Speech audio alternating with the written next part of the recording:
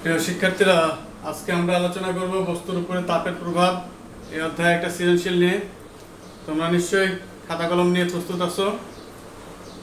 বিগত দিনের ধারাবাহিকতায় আজকে আমরা একটা সৃজনশীল তোমাদেরকে খাতায় তুলতে বলবো এবং সেই আলোকে প্রশ্নগুলো তুলে নিয়ে তোমরা নিজেরা সমাধান করো। যদি সমাধান করতে নিজেরা না পারো তাহলে আমার সমাধানটার সাথে মিলিয়ে দেখো। সেই ক্ষেত্রে আমি আগে বলবো যে নিজেরা ক্যালকুলেশন পর্যন্ত শেষ করে তারপরে আমাদের সমাধানটা তুমি তোমারটার সাথে মিলিয়ে দেখো, ভুল হলো কিনা এটা যাচাই করো।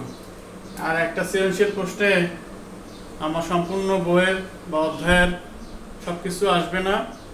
সেক্ষেত্রে এই অধ্যায়টার শুরুতেই আগে তোমরা সংজ্ঞাগুলো পড়ে ফেলো, সূত্রগুলো সুন্দর করে খাতায় নোট ডাউন করো, সূত্রের কোন অংশকে কি বলে সেটা অবশ্যই খাতায় তুলো। এরপরে চলে আসো সমাধান করতে, তাহলে দেখবা যে তুমি সহজেই পারতেছো। আর যদি করতে যেয়ে কোথাও আটকে যাও তাহলে বুঝতে হবে যে তোমার এই অধ্যায়টা খুব ভালো মতো প্রিপারেশন এখনো হয় নাই। সেক্ষেত্রে আরো ভালো মতো প্রিপারেশন নিতে হবে। আমি আজকের সৃজনশীলটা বলতেছি, তোমরা খাতায় তুলো। এই একটা বস্তু, এটার ওজন হচ্ছে 10 কেজি, দৈর্ঘ্য 60 সেন্টিমিটার, প্রস্থ 40 সেন্টিমিটার। তাহলে উদ্দীপকে একটা চিত্রে একটা আয়তাকার বস্তু দেখানো হচ্ছে যার ওজন হচ্ছে 10 কেজি, দৈর্ঘ্য 60 সেন্টিমিটার, প্রস্থ 40 সেন্টিমিটার। বি একটা বস্তু যেটা হচ্ছে বরফ, এর ওজনও একই ওজনের সমান 10 কেজি। তুমি যে কোনো শেপের আঁকতে চাইলে আঁকতে পারবা বরফখণ্ড, সেই অর্থে এটার কোনো সমস্যা নাই। আর উদ্দীপকের চিত্র যেভাবে আছে সেখান থেকে তোমাকে চিত্র আঁকার দরকার নাও হতে পারে, তুমি জাস্ট শুধু খাতায় আপাতত তোলার জন্য আমি বলতেছি। প্রশ্নটা কি বলা হচ্ছে, উদ্দীপকের এ ও বি চিত্রের বস্তুর তাপমাত্রা 80 ডিগ্রি সেলসিয়াস বৃদ্ধি করায় এ বস্তুর উপরিপৃষ্ঠের ক্ষেত্রফল 0.12 মিটার স্কয়ার বৃদ্ধি পায়। আমি আরেকবার বলতেছি, উদ্দীপকের এ ও বি চিত্রের বস্তুর তাপমাত্রা 80 ডিগ্রি সেলসিয়াস বৃদ্ধি করায় এ বস্তুর উপরিপৃষ্ঠের ক্ষেত্রফল 0.12 মিটার স্কয়ার বৃদ্ধি পায়। বস্তুর উপাদানের আপেক্ষিক তাপ 840 joule per KG per kelvin এবং বরফ গলনের আপেক্ষিক সুপ্ত তাপ 3.36 into 10 to the power 5 joule per kelvin. দ্বিতীয় সেন্টেন্সটা আবার দেখাচ্ছি, বস্তুর উপাদানের আপেক্ষিক তাপ 840 joule per KG per kelvin এবং বরফ গলনের আপেক্ষিক সুপ্ত তাপ 3.36 into 10 to the power 5 joule per kelvin. নিশ্চয়ই প্রশ্নটা তুলতে পারতেছো। যদি কোথাও বুঝতে অসুবিধা হয় তাহলে মোবাইলের স্ক্রিনটা বড় করে নাও, ভিডিওটা দেখতে সুবিধা হবে। হেডফোন ইউজ করলে শব্দটা অনেক পরিষ্কার শোনা যাবে।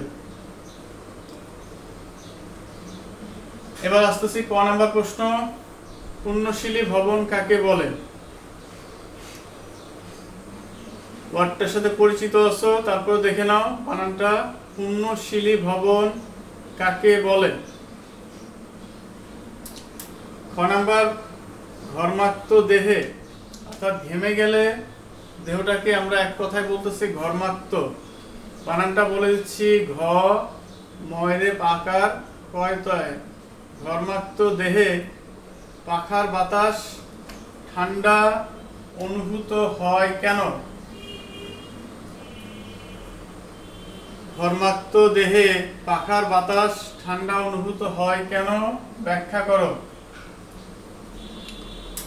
তাহলে ক এবং খ নাম্বার প্রশ্নটা এরকম অনেক প্রশ্ন তোমরা গাইড বইতে পাবা। কোন প্রশ্নটা আসবে এটা সম্পূর্ণই আনপ্রেডিক্টেবল একটা জিনিস। সেই কারণে তোমাকে এই অধ্যায়ের শুরু থেকে শেষ পর্যন্ত যে টপিকসগুলো নিয়ে আলোচনা করা হচ্ছে সেই সম্পর্কে খুব ভালো মতো বুঝতে হবে। আর পরীক্ষার খাতায় খুব সময় অল্প থাকে, গোছানোভাবে উপস্থাপন করার জন্য কিছু মুখস্থ করতে হবে।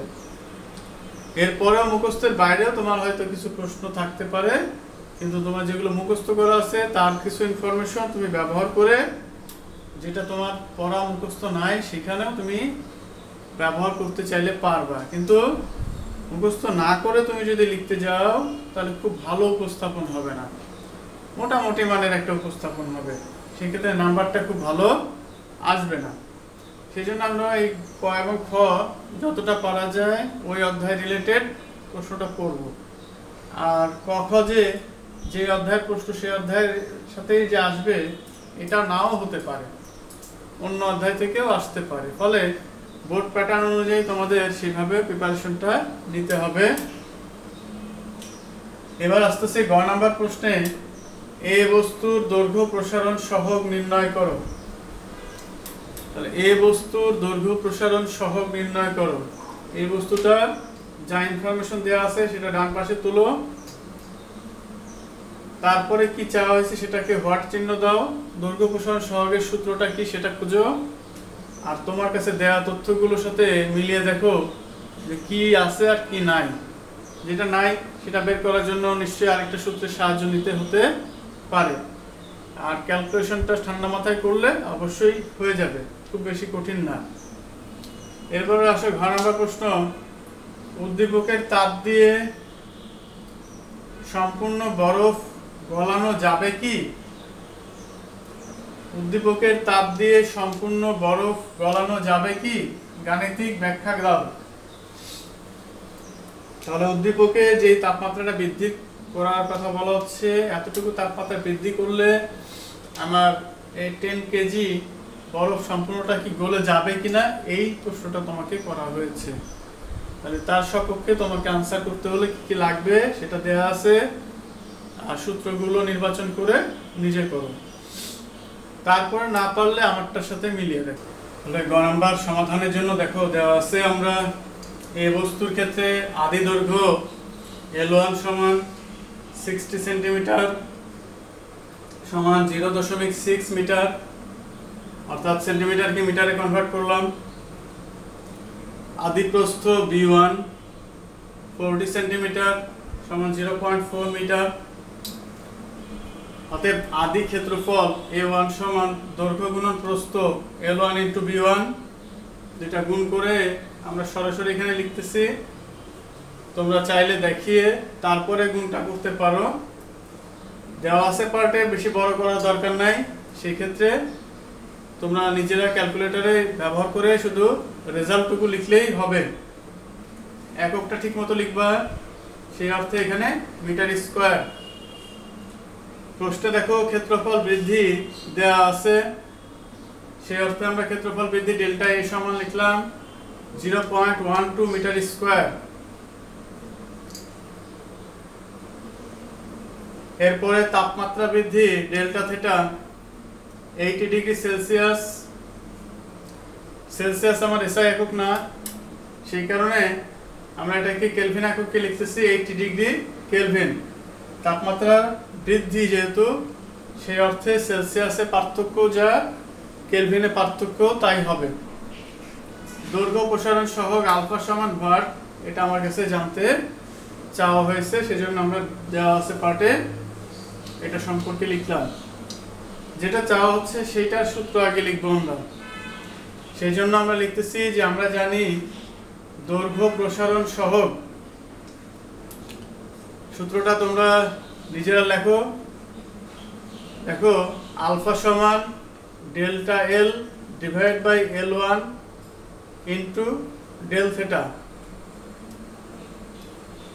এটাকে 1 নম্বর সমীকরণ দিলাম এই অর্থে, দেখো ডেল্টা এল আমার জানা নাই, L1টা জানা আছে, ডেল থিটাটা জানা আছে, ফলে ডেল্টা এলটা আমি জানি না, ফলে আলফাটা বের করতে পারছি না।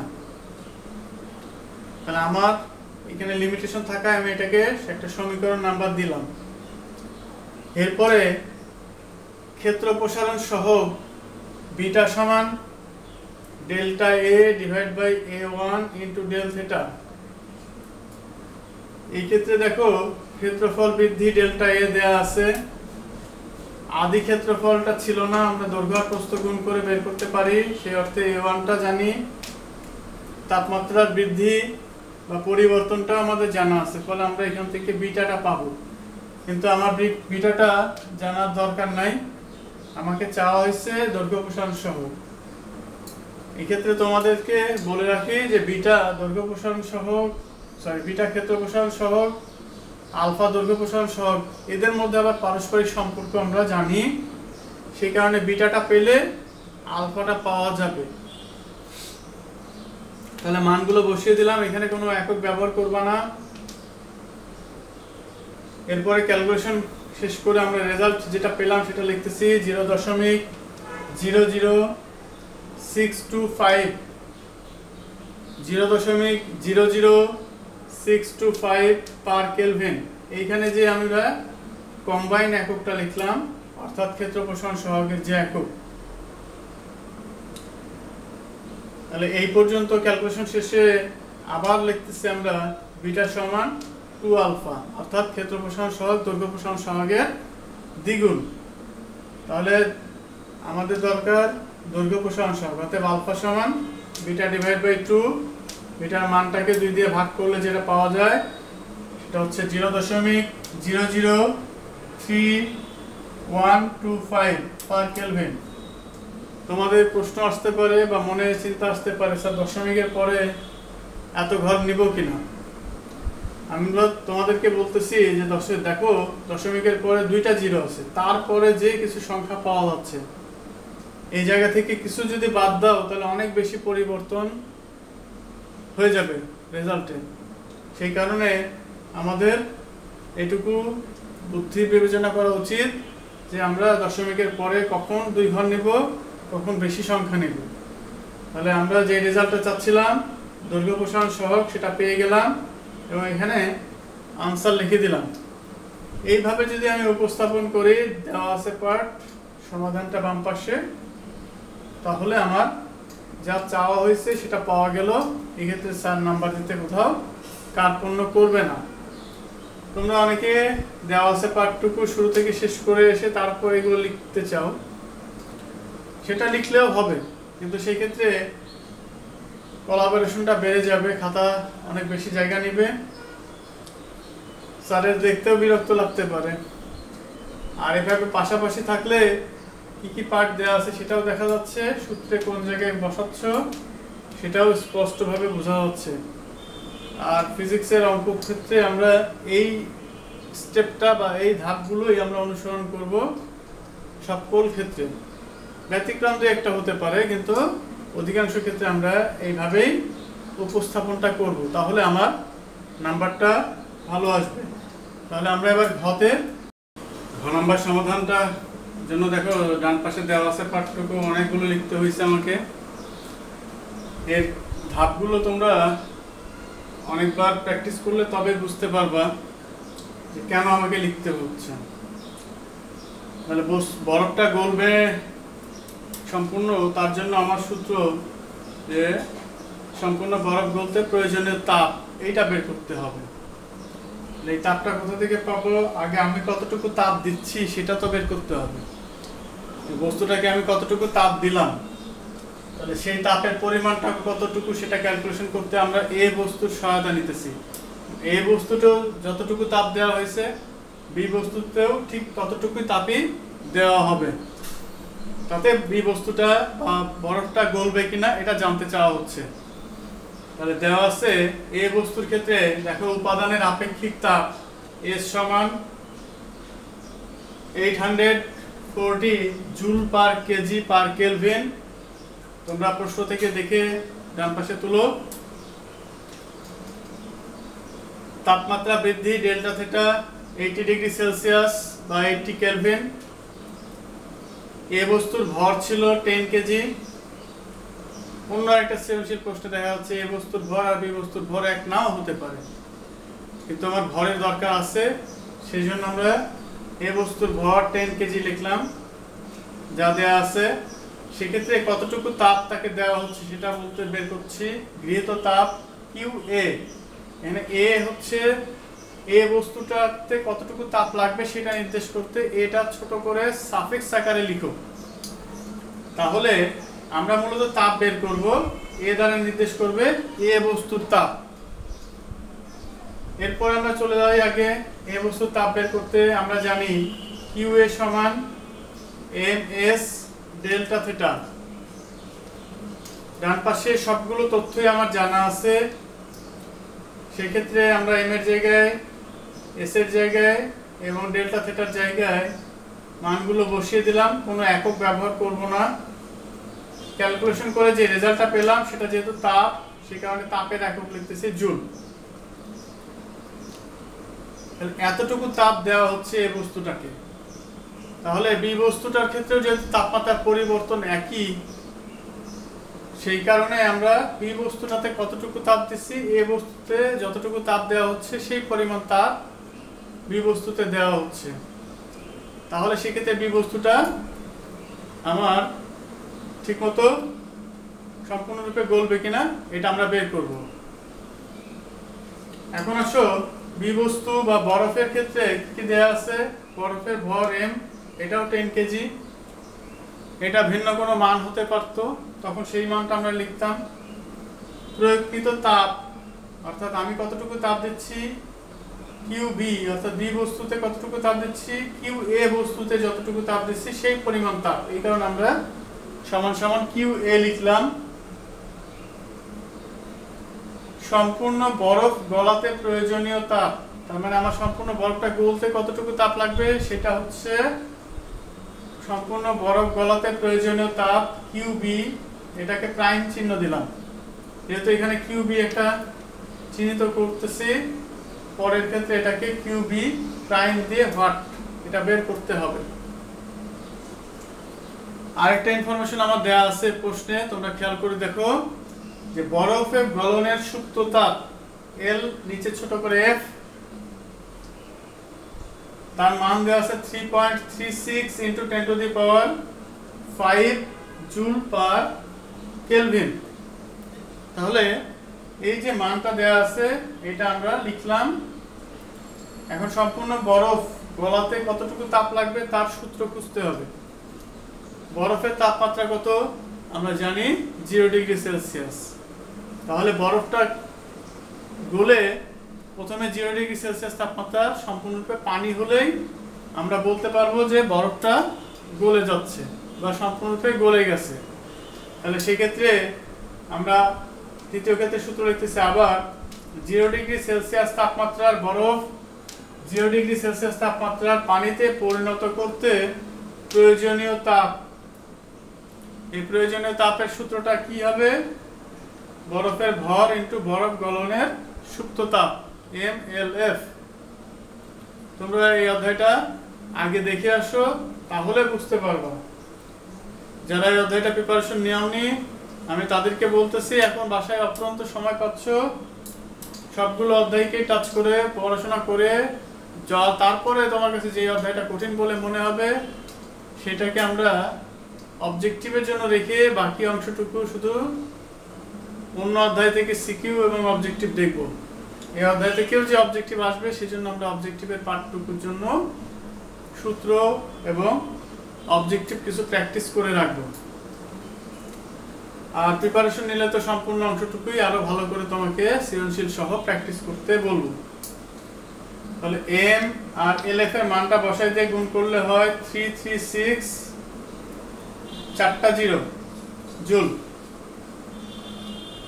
তাহলে সম্পূর্ণ বরফ বলতে এত জুল তাপের প্রয়োজন, আর আমি যে তাপটা দিতেছি সেই তাপের পরিমাণটা হচ্ছে এইটা। কোনটা বড় তোমরা একটু দেখো, ভালো করে খেয়াল করো যে কিউ বি প্রাইম এর মান বড় না কিউ এর মান বড়। আমার লাগবে এতটুকু, দিতেছি এতটুকু, এটা কি এটার থেকে বেশি না কম, তাহলেই বোঝা যাবে। তাহলে যেহেতু কিউ বি প্রাইম অর্থাৎ লাগবে যতটুকু তাপ সেটা অনেক বেশি লাগবে যা দেওয়া হচ্ছে তার তুলনায়, সেই কারণে QB prime is greater than Q A. সুতরাং আমরা প্রশ্নের সাথে মিল রেখে বলতে পারি যে সম্পূর্ণ বরফ গলানো যাবে না। তাহলে বরফ গলাতে যতটুকু তাপ লাগতেছে তার থেকে যদি বেশি তাপ আমরা দিতাম তাহলে আমরা বলতে পারতাম যে সম্পূর্ণ বরফ গলে যাবে, বা সেই পরিমাণ তাপও যদি আমরা দেই তাহলে আমরা বলতে পারবো যে সম্পূর্ণ বরফ গলে যাবে। এখন সম্পূর্ণ বরফ না গললে কিছু বরফ তো গলছে, তাহলে সেই ক্ষেত্রে আমরা আমাদেরকে প্রশ্নটা ঘুরিয়ে করতে পারে যে কতটুকু বরফ গলবে, এতটুকু তাপের ফলে কতটুকু বরফ গলবে সেই ভরটা বের করতে।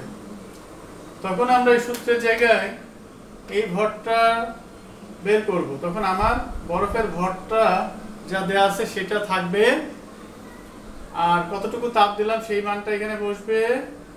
এলএফ ঠিক আছে, এমটা বের করব, এমটা বের করে দেখবো যে আমার বরফের ভর 10 কেজি আছে, কিন্তু ক্যালকুলেশনে এম এর মানটা পাওয়া যাচ্ছে হয়তো 4 কেজি বা 6 কেজি বা 5 কেজি। তখন আমরা বলতে পারবো যে সম্পূর্ণ বরফের এতটুকু ভর গলে যাবে। তাহলে প্রশ্নটা জাস্ট ঘুরাই করলে আমাকে আনসারটাও একটু ঘুরিয়ে দিতে হবে।